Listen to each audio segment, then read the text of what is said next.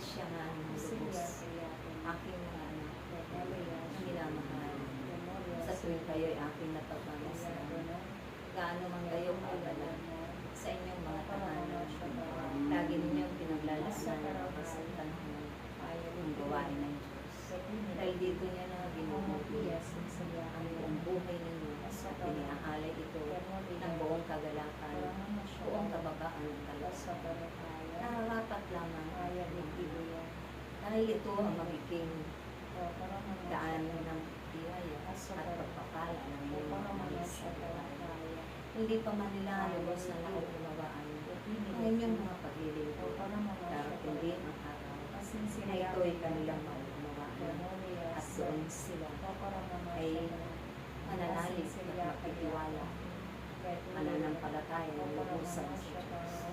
Marami na kayong himala at iwaga na natanggap at napagmasdan sa kawagan. Tunay ay ito'y pinagaganap ng Diyos sa mga panahon ito upang lagi ninyong pag-ahain ang kanyang kadakilaan, ang kanyang pag-ibig at pagpapahalaga katinuman na nilikha sa mga bagaman ang mundong ito ay marami mga tukso ng mga pagkakasala. Subalit kayo ay nariyan na ang inyong pagtitinti, ang inyong pag-isingat at pagpapahalaga sa mga mabubuting bunga at mahalaga bumubuti ang banal na Espiritu Santo. Ito inyong iniingatan at ipinapanalangin sa Diyos na naway manatili ito magpakailanman sa magalating sa inyong araw-araw. Kaya't aking mga anak, lagi lamang kayong mag-alis sa mga mabigkis ng pag-ibig ng Diyos, magtulungan at magmalasakit. Dahil wala na kayong magagawa, ang dumating man pagtangkad na kayong tulutan sa Diyos ng mga nakatakda.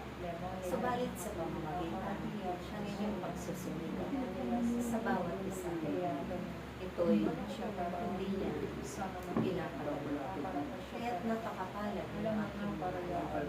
Hindi ninyo sinasayang ang mga panahon ng oras upang bubuli ang inyong mga paglilingkod ng buong katapatan. Kanyang salita ay makatulad tulad ng pagtalabag sa atin ang mga panahon. Hindi ko man maubos isipin kung papaano ako maging karapat-dapat na isang itatalaga niya sa mundong pagkakas. Subalit sumunod lamang ayon sa kanya. Naway ganun din kayo dahil ang Diyos ang siyang pamahal sa lahat ng inyong gagawin. Matatanggapin ang biyaya na mula sa Kanya. Mga gantimpala na ay darating at darating. Ibubuhos na sa inyong mga buhay. Hindi kayo mabibigyan kaya at pagdating ng pagtangkalan, maraming mahihikayat kayo at mangangalap na mga tupa upang sila rin ay madalamin niyo sa panahon ng Diyos. Kayong lahat na may patakna ng kanyang kalayaan ay ipakita ninyo ang inyong mga paggawa na makatutupad, ang inyong mga sinasabi na namumutawi sa inyong mga ay laging nagdaan kapag-galingan. Bakit nagaganap? Lahat dahil yan ang kanyang paggawa. Maraming salamat na pinakuha. Huwag kayong makalikot pang sa Diyos. Manatili kayong nabilit ng buong kagalakan, buong pag-ibig, buong kababaan.